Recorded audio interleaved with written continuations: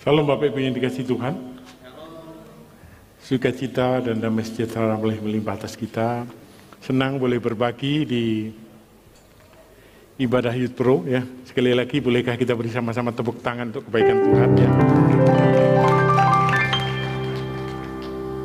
Hari ini kita sharing tentang tema bertumbuh secara korporat. Temanya adalah bertumbuh dalam sikap profesionalisme kerja. Saya percaya bahwa bertumbuh secara korporat itu sesuatu yang memang saat ini sedang sangat dibutuhkan. Karena perbedaan diri kita adalah ketika kita mampu sebagai seorang pemimpin itu menggerakkan tim bersama-sama. Sehebat-hebatnya diri kita pribadi, maka kita tidak pernah mencapai apa yang dicapai secara tim. Kalau kita bisa bergerak dengan cepat karena kita melatih diri kita, ya saya bilang, if you want to move fast, move alone, cepat, karena kita hanya membutuhkan kesiapan diri pribadi. Tapi kalau kita mau bergerak bersama-sama, secara korporasi, secara tim, ya, if you want to move together, yang sustain, maka kita mesti bergerak secara tim. Coba bayangkan kalau kita mendaki gunung, perjalanan kehidupan, kita sampai puncak. Dan ketika kita sampai puncak hanya sendiri, maka kita merasa kesepian, tidak bahagia. Tapi kalau kita sampai puncak bersama dengan tim, maka kita bisa ngopi-ngopi bareng di sana dengan bahagia, betul? Kalau zaman sekarang kan gitu, ngopi-ngopi, happy dengan tim. Karena kita makhluk yang nggak bisa sendirian.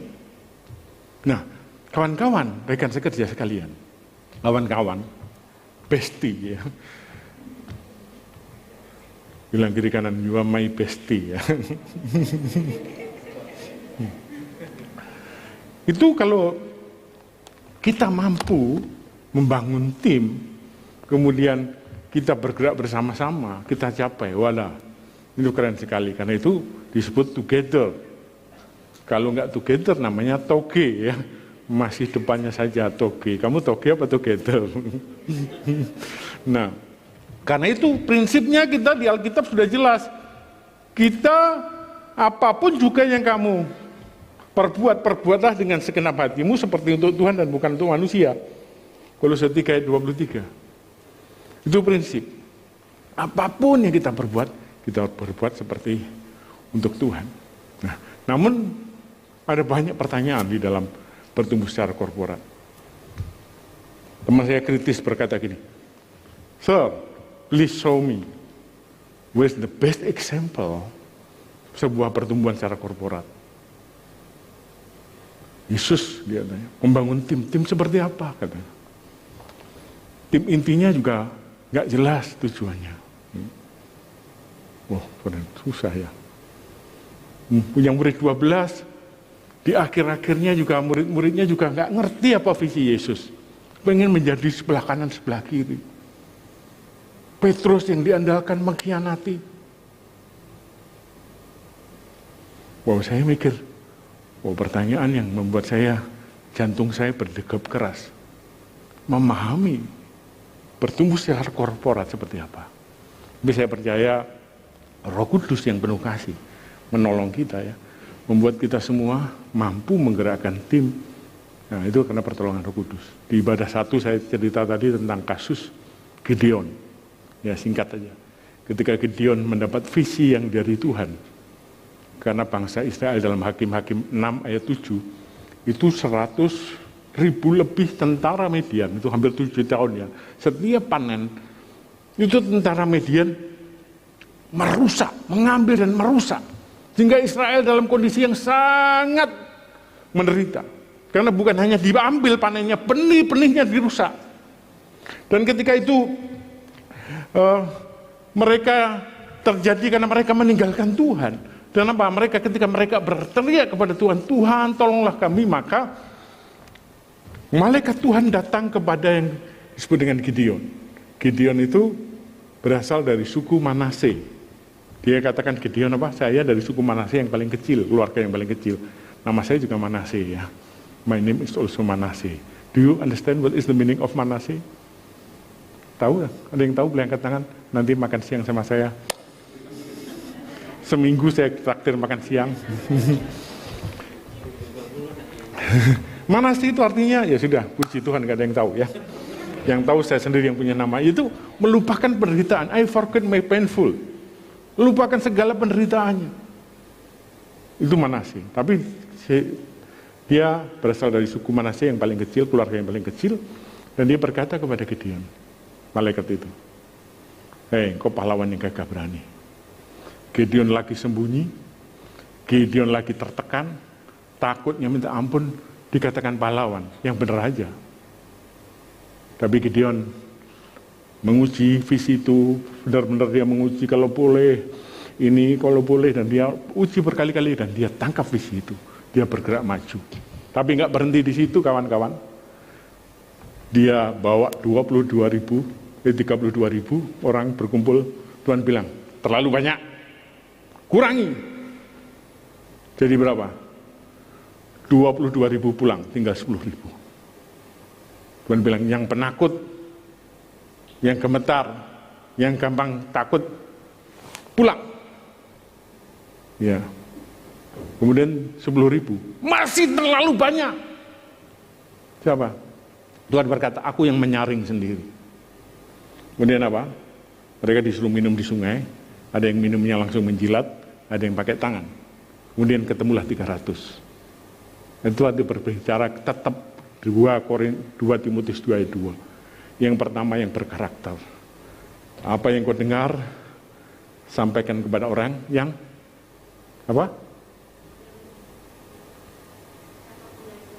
Cakap mengajar. Yang kedua, dapat dipercaya. Ya, ini hukum tetap sama. Dapat dipercaya artinya berapa? Attitude karakter kita itu bisa dipercaya. Yang kedua berbicara apa? Cakap mengajar, skill. 32.000 kebanyakan.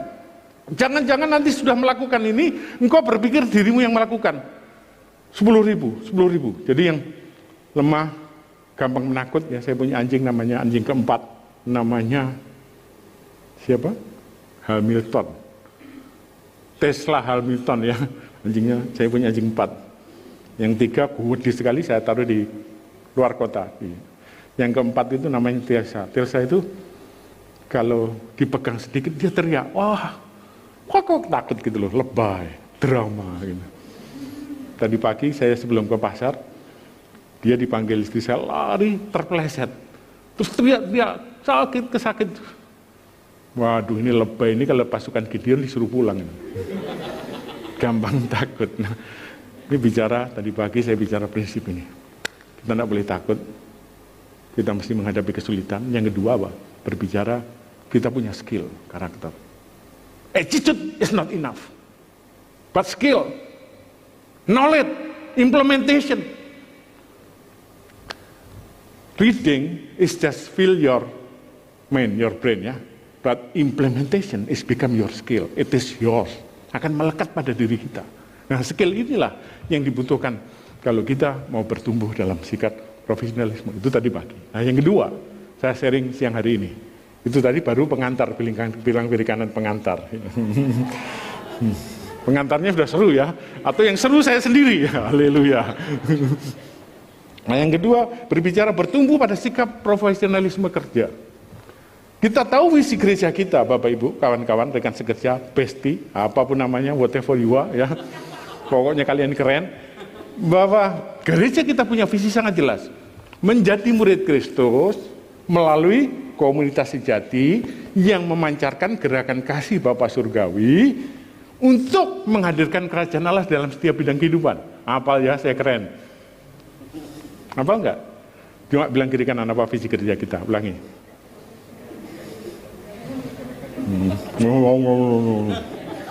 Pokoknya itu gitu ya. Haleluya. Nah, artinya pada prinsipnya gereja itu tidak lagi kawan-kawan seperti gini, saya ini hamba Tuhan di sini, saya penetua katakanlah, atau saya pemimpin jemaat, atau saya pendeta apapun namanya. Doakan saya supaya saya melayani, menjadi misionaris, merebut gini, doakan, dukung puasa kalau perlu. Berikan uangnya juga. Enggak gitu. Tapi adalah nih, saya adalah coach kehidupan. Pemimpin-pemimpin adalah coach pelatih yang berjuang dan mengalami kemenangan. Kemudian apa? Yuk, saya akan membagi hidup, impartasi. Jadi coach, kemudian melatih kita semua untuk terjun di marketplace dan menjadi yang terbaik di sana. Termasuk saya. Katakan amin. Jadi totalnya berbeda sama sekali. Jadi kita semua harus dilatih menjadi orang yang siap diutus. Dan kita bergerak bersama-sama secara korporat. Nah, menjadi bersama-sama di korporat itu tidak mudah. Mobil saja ya kawan-kawan ya. Kalau kita punya mobil rodanya ada 4 ya, mobil yang normal. Tapi kalau mobil SEM-nya lebih lagi ya rodanya bisa 16. Terlebih, tapi kita bicara normal mobil 4 rodanya. Kalau satu masuk lubang, maka sehebat apapun mobil itu bisa jalan nggak? Mobil nggak bisa jalan. Karena itu sebuah tim diperlukan apa? Kebersamaan. Semua harus melangkah. Ukurannya adalah kesehatan. Semuanya harus sehat. Karena itu Gideon dengan jelas ketika proses itu cukup 300. Nah, kita mau berapa? Tim kita, saya suka bilang gini kepada kawan-kawan. Ketika kita pemuritan, disciple, konseling, pria-pria yang sudah menikah, cerita, saya ini lupa, tolong ya, saya kok keluarga saya nggak bahagia. What is the problem? Soalnya ada wanita lain yang lebih peduli, lebih baik, lebih perhatian. Terus saya bilang, kamu tahu nggak prinsip firman Tuhan? Setia pada istri pada masa mudamu. Kamu sekarang udah kaya diberkati, tentu banyak wanita yang suka. Bukan suka kamu, tapi suka hartamu. Jadi gimana Pak?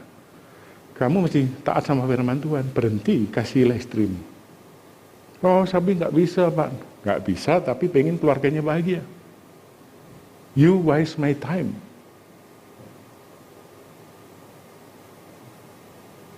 Engkau menghabiskan banyak waktu, karena engkau sama prinsip firman nggak mau taat, nggak mau berubah.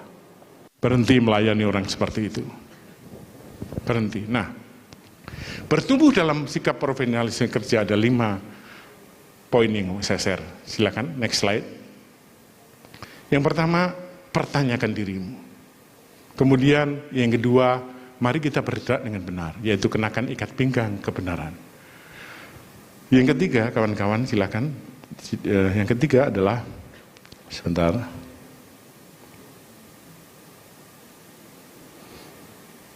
Dok, kembali lagi ke halaman sebelumnya. Yang ketiga adalah rencanakan dengan baik dan mintalah nasihat. Kemudian keempat, komunikasikanlah dengan tepat. Yang kelima, investasikan pada orang yang tepat. Kita mulai dari yang pertama. Start number 1. Next slide, please. Oke. Pertanyakan dirimu. Saya menantang kita semua. Terbuka hari ini di hadapan Tuhan. Firman Tuhan dalam Efesus 2:10 mengatakan karena kita ini buatan Allah diciptakan dalam Kristus Yesus untuk melakukan pekerjaan baik yang dipersiapkan Allah sebelumnya. Ia mau supaya kita hidup di dalamnya. Hey guys, please check every single of you. Apakah engkau sudah melakukan pekerjaan baik? Dan ini pekerjaan ini Allah mau, bukan hanya mau mempersiapkan. Apakah engkau sekedar bekerja karena apa? Daripada tidak punya kerjaan. Apakah engkau bekerja karena apa? Terpaksa, nggak salah daripada nggak kerja bekerja. Tetapi ketika waktu berjalan, Anda mesti menjawab. Sungguh-sungguh pertanyaan ini, do you get what you love? Apakah kau mendapatkan sesuatu yang menjadi passion di dalam hidupmu? Lulus kuliah tahun 1989, saya lulus teknik telekomunikasi cum laude. Saya kerja di perusahaan Boma Bisma Indra sebagai tim engineering. Saya nggak suka engineering. Pindah lagi saya ke perusahaan JVC sebagai tim research and development. Nggak suka. Saya mulai mempertanyakan, jangan-jangan saya salah kuliah. Benar. Akhirnya apa? Oh my God, saya berdoa dan saya menyenangi bicara di depan orang. Saya menyenangi menulis. Saya menyenangi. Saya langsung mendaftar di, waktu itu saya ingat di SCTV, di Jawa Pos sama salah satu koran di Jakarta. Kemudian saya keterima di SCTV langsung, I love it. Saya menyenangi. Ketika usia saya semakin bertambah, saya senang dengan pekerjaan itu. Saya senang karena itu hati-hati di dalam kerja. Pertanyakan sungguh-sungguh. Banyak orang yang akhirnya love what you get.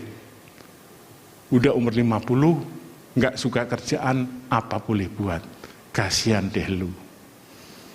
Paham ya maksud saya? Karena itu mesti Anda di sini punya banyak mentor, guru, sistem cek. Apa yang sungguh-sungguh Anda ingini? Yang sesuai dengan talenta, dengan passion, dengan hatimu, pertanyakan. Karena kalau enggak, nanti kau kehilangan yang paling penting. Pokoknya bekerja, pokoknya ini. Pokoknya bekerja dulu, oke. Terima kasih engkau bekerja, engkau mengerti sistem, menghargai cari uang, menghargai pemimpinan, menghargai tanggung jawab. Tapi enggak boleh berhenti di situ. Terus sekali, tanyakan dirimu. Apakah engkau melakukan untuk Tuhan? Standar dirimu mesti tinggi. Banyak orang dari perusahaan besar, gajinya tinggi, terus kerja digaji di bawahnya. Karena standarnya dia misalnya gajinya 20 juta, dia terima di perusahaan daerah gajinya 10 juta. Sikapnya mulai meremehkan. Aduh, gaji 10 juta minta kerja keras. Tenggo aja. Saya akan kasih tahu, orang seperti ini sedang merusak hidupnya sendiri. You destroy your own life. Engkau mesti bekerja dengan seperti kepada Tuhan, sepenuh hati, gak ada urusan dengan gaji. Percaya gajimu 20 juta, yang 10 juta mana engkau sumbangkan untuk perusahaan. Katakan amin. Kurang berani amin. Artinya apa? Engkau adalah orang yang digaji cukup. Dengan menghargai seperti itu, engkau kerja dengan standar baik, seperti untuk Tuhan. Gak remehkan. Kalau perusahaan itu tetap nggak menghargai engkau, pasti akan tiba saatnya. Tuhan akan memberikan sesuatu yang baru. Ada ruang untuk improvement, ya. Ada waktu untuk bertanya, kenapa engkau bergereja? Kenapa sih kita mesti harus menyembah Tuhan? Kenapa kita harus ke gereja Balaf? Apakah itu pernah dipertanyakan? Kenapa firman Tuhan habis puji-pujian? Kenapa enggak firman dulu baru pujian? Semua boleh ditanyakan. Ya, I cannot teach anybody anything. I can only make them think. Socrates membuat orang lain berpikir. Saya tahu potensi Tuhan luar biasa atas hidup kawan-kawan semua. My bestie. Keren. Tapi pertanyaannya, apakah sudah sungguh-sungguh menggumuli dan menggalinya? Tengok kiri kanan, menggumuli dan menggalinya. Atau kan Anda bilang gini, Sir, saya capek merencanakan, capek, nanti gagal tambah stres. Desain hidup Anda. The good thing never come by itself. It is must be prepared. It must be planning, must be planned, must be designed. Yang bagus nggak otomatis. Orang yang hari ini usia 50, 60 masih sehat, masih dipakai kemana-mana jabatan-jabatan penting, dia mendesain hidupnya. Kalau nggak didesain, umur 40 juga sakit penyakit banyak datang. Do you get my point, guys? Tahu nakap saya? Pertanyakan. Kalau di kantor, jangan duduk, diam, ada waktu break, tanya, kenapa ya orang kok melakukan ini? Kenapa ini? Jangan diam saja. Berani mengambil tanggung jawab. Berani berbuat sesuatu. Next slide, yang kedua. Kenakan ikat pinggang kebenaran dalam Efesus 6 ayat 14-18. Memiliki karakter dan integritas. Ikat pinggang kebenaran itu menjadi dasar. Kalau kita punya kebenaran, baju sirah keadilannya, lengkapnya, perisai iman, ya, ketopong keselamatan, kasut beritakan Injil dan pedang firman. Itu berbicara apa? Ketika kita mengajukan sesuatu, sadarlah kita sudah menghidupi itu. Kita sudah tinggal di dalam kebenaran itu. Ketika kita mengatakan kepada seorang, hei, jangan mengambil yang bukan hakmu, kita sudah melakukan itu. Ingat ketika Gandhi diminta menasihati seorang ibu yang anaknya makan permen gak pernah berhenti. Ibu itu bilang ini, Pak, kalau Bapak ngomong pasti dia dengar. Saya sudah ngomong berkali-kali, dia gak mau menghentikan permennya. Terus Gandhi bilang ini, ya ketemu saya lah bulan depan ya. Depan. Ketika bulan depan lewat, sebulan 2 bulan akhirnya ketemu. Gandhi bilang sama anak kecil ini, Dek, makan permen itu gak sehat. Berhenti makan permen, ikuti nasihat mamamu ya. Apa yang terjadi? Sejak saat itu dia berhenti makan permen. Semua orang heran, wah doanya lama ya, 2 bulan lebih untuk berhenti makan permen. Kemudian Gandhi ditanya, kenapa kau bisa kalimatmu berenergi, berpower, punya kuasa? Dia bilang, tahu nggak, saya juga suka permen. Sebelum saya nasihati, saya berhenti dulu makan permen. Paham ya? Kau akan menjadi orang-orang yang penuh kuasa, menasihati, memberikan ide. Kenapa? Engkau hidup di dalam kebenaran. Kawan-kawan semua hidup, menghidupi. It is very simple. It's yes, it's mean only yes. No, it's mean no. More and less is come from the evil one.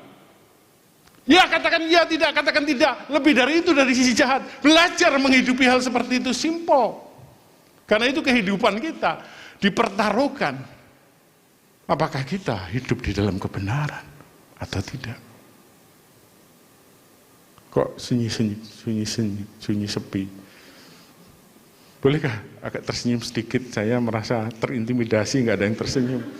Wow, ini khotbah saya sudah berapi-api yang penuh persiapan. Semuanya apa ini? Bilang kiri kanan, boleh tepuk tangan sedikit deh untuk saya ya, untuk kemuliaan Tuhan. Jadi kawan-kawan, kita mau bergerak secara korporat. Kita punya ide memperhatikan di gereja ini ada yang kurang apa ya? Roh Kudus bilang, kemudian kita menghidupi. Kesatuan doa kurang nih. Dia sudah berdoa dulu.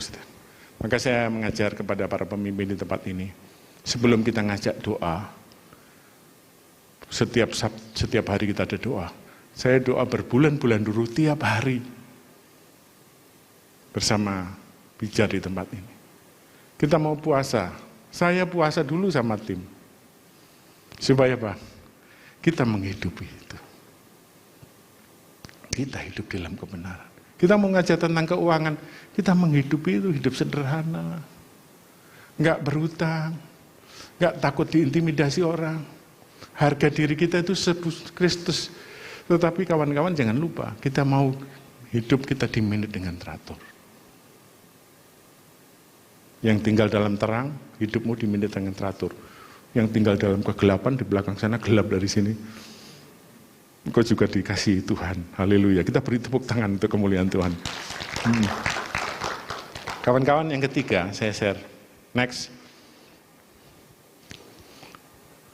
Ini seringkali kita tidak berani. Yaitu merencanakan dengan baik dan mintalah nasihat. Amsal 15 ayat 22. Amsal 24 ayat 6. Cari penasihat orang benar. Saya akan bacakan ya. Amsal, kitab Amsal, atau saya minta Ko Fendi membacakan. Amsal 15 ayat 22, kemudian Max Amsal 24 ayat 6. Suaranya keras ya, ada mic Pak, pakai mic itu.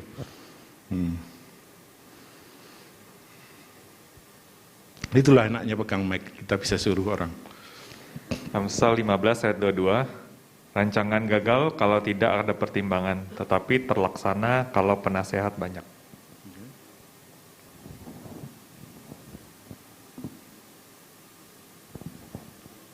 Silakan, Max. Amsal 24 ayat 6. Karena hanya dengan perencanaan engkau dapat berperang dan kemenangan tergantung pada penasehat yang banyak. Ya. Kita butuh penasihat. Karena itu kalau punya ide, tolong diuji dulu. Tes.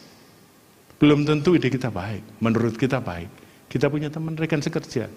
Partner. Kita punya atasan. Punya supervisi. Supervisor. Punya manajer. Di tempat ini ada para pemimpin. Kalau punya ide, yuk diuji dulu.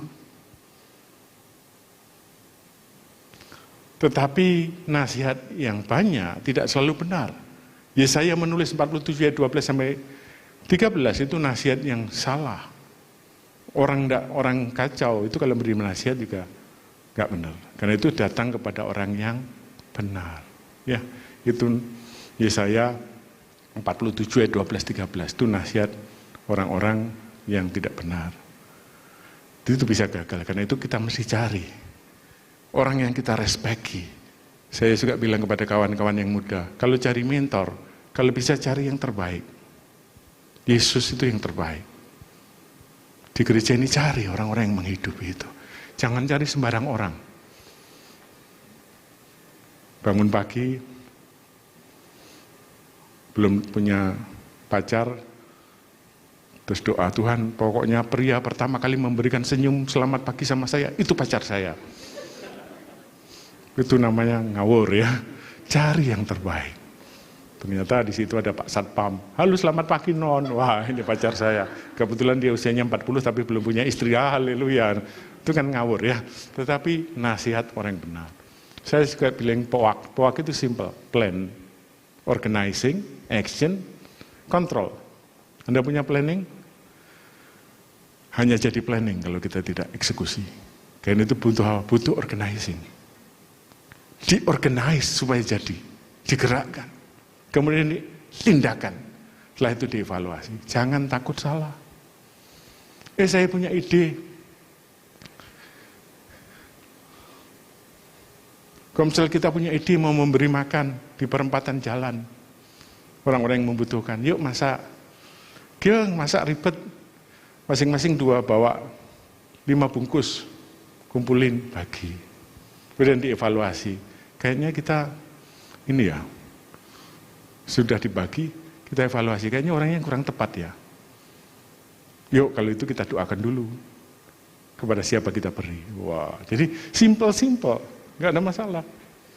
Tapi bertindak. Kalau hanya sebatas wacana, terlalu sering kita berwacana. Yang kita butuhkan adalah action, tindakan. Ketika kita melangkah, maka disitulah Tuhan menyertai kita. Ketika Yosua melangkah menyeberangi sungai, tidak menunggu sungainya habis, kering, baru dia melangkah. Tidak, sungainya masih deras, tetapi dengan iman dia melangkah. Dia hadapi itu, tiba-tiba janji Tuhan terjadi. Tuhan seringkali meminta kita semua berani melangkah ketika masalah itu masih ada. Belum menunggu selesai. Kalau sudah selesai, namanya tidak butuh iman lagi. Firman Tuhan mengatakan apa? Di dalam Ibrani 11, without faith it is impossible to please God. Tanpa iman itu tidak mungkin berkenan kepada Allah. Tanpa iman tidak mungkin menyenangkan Tuhan. Karena tindakan kita perlu. Yuk kita bertindak apa-apa. Kita berkumpul banyak sekali anak muda. So what? Berkumpul. Tapi tidak ada sebuah action. Tidak ada sebuah kegerakan korporasi. Padahal itu mudah. Karena itu gereja menetapkan tahun depan kita punya satu fokus yang sangat jelas. Yang harus diulang-ulang. Visi yang dari Tuhan. My people perish because loss of vision. Tidak ada visi. Karena itu gereja memberikan visi. Pemimpin memberikan visi. Kita menghidupi visi itu. Menguji visi itu. Yang keempat, kawan-kawan dikasih Tuhan. Next slide. Saya mau kita semua mengkomunikasikan dengan tepat. How people know that you have very good idea until you speak it up. Bagaimana orang tahu Anda punya ide kalau Anda nggak ngomong? Saya bilang tadi pagi gini, dari mulutmu mesti keluar yang baik saja atau diam. Berbicara yang baik atau diam. Sesuatu yang di dalam hati yang baik itu tidak jadi berkat. Sampai Anda mengatakan, Ketika datang tempat ibadah, saya juga datang pagi-pagi, salami orang, halo apa kabar, God is good, sampaikan Tuhan merencanakan yang baik, Tuhan akan mempersiapkan kita, Tuhan begitu mengasihi kita, itu kebenaran umum. Tapi begitu kita sampaikan, kekuatannya nyata. Seorang yang sedang frustasi, tertekan hidupnya, papasan dengan saya, ketemu. Saya bilang kalimat simpel, jangan bersedih ya, ada Tuhan yang mengasihi kamu. It's common, kebenaran yang umum. Tapi kalimat itu bisa merubah dia. Dia kaget. Saya nggak sendiri ya? Iya. Ketika dia ngobrol, ada Tuhan yang mengasihi kamu. Kalau saya diam, ternyata dia mau melakukan sesuatu yang merusak dirinya sendiri. Tapi karena dengar kalimat yang keluar, dia merasa ada Yesus yang mengasihi. Coba, engkau ketemu dengan orang, di jalan di mana-mana, apakah lewat begitu saja? Atau itu kesempatan Tuhan ngajarin kau bicara? Ini contoh betapa pentingnya. You have to speak, bicara kebenaran, bicara kasih. Semua orang tidak tahu engkau dicintai Tuhan, nggak tahu. Nggak bisa dibangun dengan engkau berdiam diri, tidak bisa. Kau harus bicara, tapi bicara yang baik. Bagaimana kalau bicara nggak baik? Sebaiknya nggak usah. Renungkan, pikirkan, uji. Jangan-jangan itu merusak orang lain. Dan jangan-jangan itu tidak benar. Karena itu, bicara yang benar atau engkau berdiam. Itu bicaralah. Demikian dengan ide kita. Billy Graham mengatakan, bila berbuat salah, segera minta maaf. Bila benar, tutup mulut. Jangan mencari pujian. Kita berbicara untuk membangun orang lain. Bagaimana orang tahu Anda punya ide yang bagus jika Anda tidak mengkomunikasikan? Komunikasi yang salah jangan diulang-ulang. Definisi baru dari kegilaan menurut Einstein adalah you do the same thing all the time and you hope get a better result. It means you are crazy. Melakukan yang sama, posisinya sama, tabungannya sama bahkan kurang.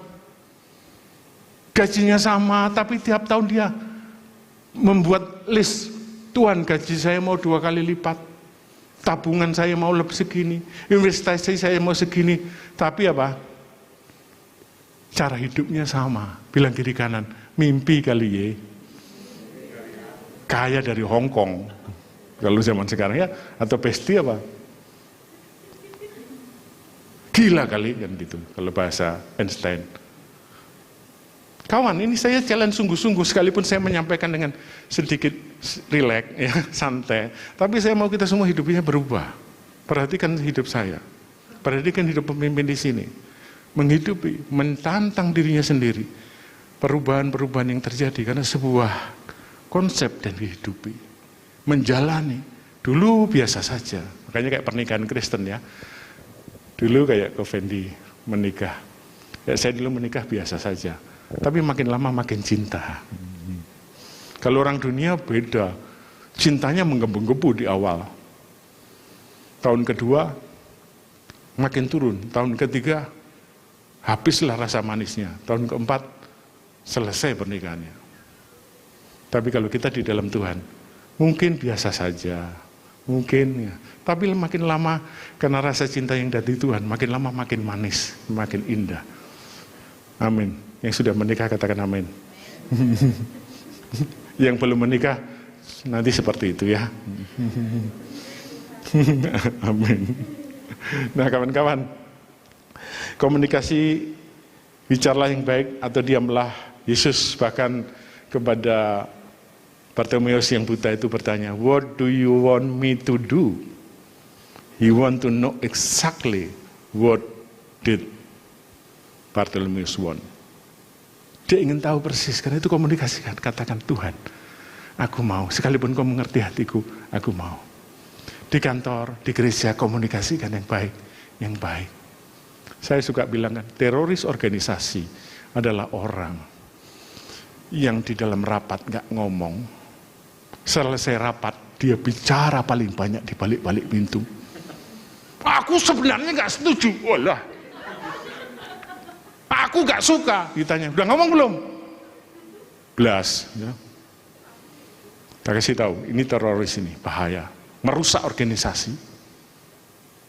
Yuk kita semua jadi pemimpin, mempersiapkan diri jadi pemimpin yang ngomongnya terstruktur, jelas.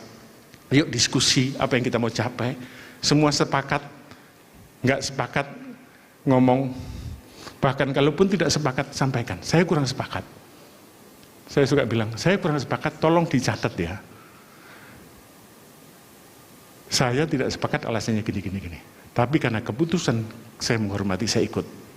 Tapi ini dicatat, suatu saat ada perubahan, catatan ini akan menjadi hal yang penting. Organisasi aja kayak gitu. Karena itu kawan-kawan, mari di dalam kita melakukan bertumbuh secara korporat, berani bicara. Tengok kiri kanan, berani bicara yang baik ya. Jangan hanya cak lontong aja yang bicara ya. Dibolak-balik kita pusing. Tapi kita bicara yang baik. Selalu baik, selalu baru, dengan senyuman, membangun orang. Firman Tuhan katakan, pikirkanlah perkara yang di atas, yang mulia, yang membangun, yang sedap didengar. Kemudian sampaikan itu. Sampaikan. Ketika hati kita sedang galau, tertekan, mungkin kita butuh waktu berdiam diri. Kalau pun kita harus menyampaikan, sampaikan terbatas kepada pemimpin, kepada orang-orang. Jangan di sosial media. Baper kok di sosial media. Cari perkara ya, dibaca semua orang. Baper. Kalau engkau mungkin sedang baper, bicara pada sahabat-sahabat dekatmu. Jangan dipublis. Ya. Kalau dipublis sesuatu yang membangun, sesuatu yang membuat orang lain terinspirasi oleh hidup Anda. Terakhir kawan-kawan sekalian. Next nomor 5, saya mengulangi tadi. Investasikan pada orang yang tepat dalam membangun tim. Apa yang kamu dengar daripadaku, kata Timotius di dalam 2 Timotius 2 ayat 2. Percayakan itu kepada orang yang dapat dipercaya dan cakap mengajar. Kita bersahabat dengan semua orang. Kita mengasihi dengan semua orang. Tapi tim inti, tim yang maju bersama-sama dengan kita, pastikan orang-orang yang ketika kita investasikan waktu dan hidup kita, dia akan bertumbuh, dia tidak menghancurkan kita. 5 tahun yang akan datang, kawan-kawan akan menjadi persis seperti teman-teman kawan-kawan sekarang ini. My bestie, dengar baik-baik. In the next 5 years, aduh sampai muncrat. You will look like the one who you corporate. Buku yang Anda baca iya, tapi teman dekatmu siapa? Kalau teman dekatmu isinya orang yang sudah mengeluh dikit-dikit, aduh, ada apapun selalu berpikir negatif, saya menyarankan segera dicorek dari tim. Mengasihi, ya tetap loh, mengasihi tidak boleh. Mengasihi tidak boleh meninggalkan. Tapi tim yang kita maju bersama-sama, Gideon tadi menunjukkan 300 orang dari melawan 100.000 tidak masalah, karena bersama Tuhan makin kecil, maka kekuatannya makin dahsyat. Kalau setiap hari kita isinya teman-teman yang mengeluh, saya bilang di kantor dimanapun, di tempat ini bukan tempat mengeluh. Orang yang mau maju melihat ke depan. Aku menyelesaikan, aku melupakan apa yang di belakangku, maka namanya Manase, melupakan apa yang di belakang. Keren enggak nama saya ya? Melupakan di belakang, mengarahkan pandangan. Kalau melihat yang di belakang terlalu sakit, banyak orang menyakiti, banyak peristiwa yang selesai. Yesus sudah menebus di kayu salib, selesai. Jangan diingat-ingat terus, kita maju ke depan. Yuk, enggak cukup yang kita terima hari ini hanya untuk melakukan hal sepele. Kita akan melakukan perkara-perkara besar. Saya berdoa Tuhan, hidup saya sudah memasuki 50, lebihnya cukup banyak. Saya nggak mau terjebak masa lalu. Saya mau memberikan legacy. Saya ingat berapa peristiwa-peristiwa hebat terjadi di dalam kesederhanaan. Tuhan menjemput sendiri Daud ketika semua saudaranya melupakan dia. Samuel berkata, mana anakmu yang lain? Kalau ada satu lagi masih kecil, kemerah-merahan, enggak, suruh dia datang. Dia di ladang dijemput Tuhan melalui Samuel. Ketika dia memiliki hati yang percaya kepada Tuhan. Kawan-kawan masih muda, jangan rusak hidup dengan pergaulan yang buruk. Oh, dia aktif di gereja, Kak? Nggak ada masalah. Banyak orang aktif di gereja juga nggak ngerti prinsip kebenaran. Jadi teman boleh, tapi tim, inner circle kita, pilihlah orang-orang yang mau maju bersama-sama. Katakan amin. Ya, tepuk tangan yang semangat ya. Jangan biarkan waktu ini berlalu dengan cepat dan kita tetap di tempat yang sama. Engkau perlu bergerak maju, engkau perlu maju, engkau perlu maju. Cari orang-orang yang mendampingimu, orang-orang yang punya dignity, punya kehormatan, punya orang-orang yang berjiwa besar, yang mau mengalah demi engkau dan engkau melakukan yang sama. Maka tanpa sadar engkau akan bergerak maju, engkau menjadi apa yang kalah kehendaki. Dan bukannya dirimu, engkau membangun tim yang kuat. Sehingga engkau profesional, engkau tidak digentarkan oleh intimidasi atasanmu, tidak digentarkan oleh intimidasi orang lain. Terserah mereka mau ngomong apa saja, yang penting saya melakukan yang benar, saya menghormati orang lain. Tapi jangan mengizinkan situasi, kondisi mendiktimu sehingga engkau lemah. Tuhan begitu dahsyat atas hidupmu, dia mau mati untuk engkau. Engkau besar, tempat ini gak cukup. Kalau engkau mengerti kesadaran ini bahwa Tuhan sedang mempersiapkan engkau untuk melakukan hal-hal besar, maka engkau akan dibawa Tuhan dalam kehendak dan rencananya. Karena itu saya menantang kita 5 hal ini. Kalau kita mau bertumbuh secara korporat, jangan abaikan yang terakhir. Investasikan dirimu pada hal-hal yang benar-benar memiliki nilai-nilai kerajaan Allah. Mari kita tundukkan kepala kita. Saya undang pemain musik boleh kembali ke atas.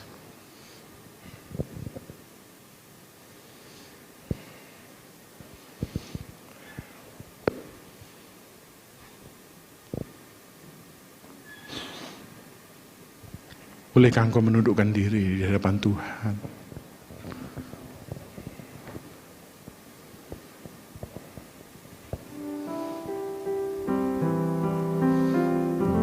Bawa hidupmu yang seutuhnya.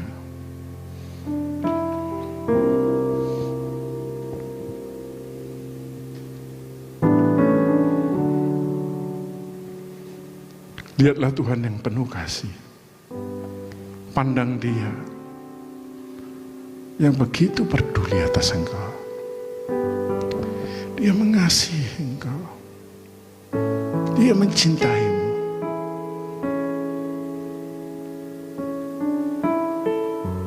Dia berkata dengan lembut kepadamu, engkau adalah orang-orang yang dipilih Tuhan. Tuhan sedang mempersiapkan sesuatu yang besar atas hidupmu. Tuhan sedang melatih engkau. Engkau akan membawa banyak perubahan pada generasi ini. Situasi sekitar tidak akan menghentikanmu. Kesulitan dan tekanan tidak membuat engkau letih. Karena engkau memandang Kristus yang selalu menyegarkan dengan hal-hal yang baru. Saya menantang setiap engkau, tanpa kecuali jangan menengok ke kiri dan ke kanan. Kalau engkau berkata hidupku terlalu memusingkan diriku sendiri, aku mau berhenti memikirkan diriku sendiri. Aku mau memikirkan rencana Tuhan yang dahsyat atas hidupku. Ampuni aku Tuhan, aku terjebak perasaan hinaan, pujian yang sebenarnya itu tidak penting, karena engkau sudah mengatakan aku berharga. Engkau yang sudah menebus aku dengan lunas. Aku harus maju bersama dengan engkau, menanggalkan segala dosa dan beban yang merintangi, dan memilih bersama-sama dengan orang percaya membangun kerajaan, membangun tim yang solid. Berani berkata kepada iblis dan persoalan, hai persoalan, dengar baik-baik. Kalau selama ini aku berkata kepada Tuhan, Tuhan tolonglah aku, problemku terlalu besar, tolonglah aku tidak sanggup. Ketika engkau memandang Tuhan dan engkau berkata, bukan kehendakku yang jadi tapi kehendakmu. Siang ini ada transformasi. Tuhan merubah pola pikirmu dan engkau tidak lagi mengeluhkan hidupmu, tapi engkau berkata kepada persoalan dan masalah, pergi, aku akan mengalahkan engkau karena aku bersama dengan Tuhan yang dahsyat. Engkau berkata kepada iblis, nyala engkau. Engkau tidak berhak campur tangan atas hidupku, karena hidupku ada di tangan Tuhan. Jika engkau mau menerima panggilan ini dan menyerahkan hidupmu sejak muda untuk melayani Tuhan, inilah calling. It is the last call for you guys. God call you to stand up, stand firm.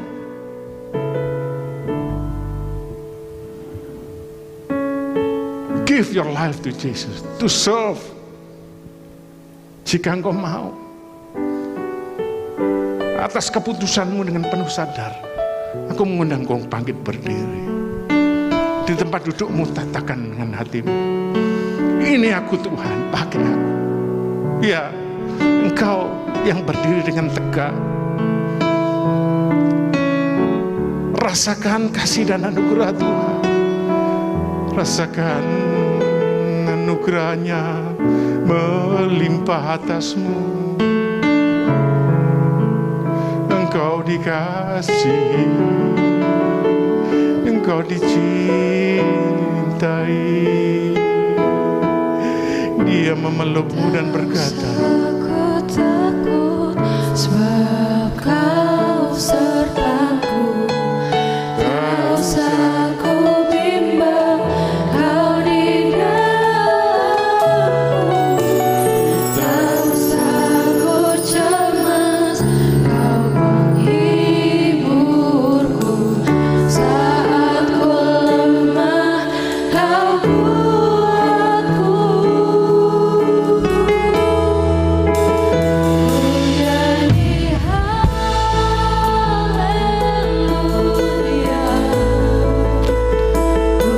nyanyi haleluya. Sungguh kau hebat, ajaib perkasa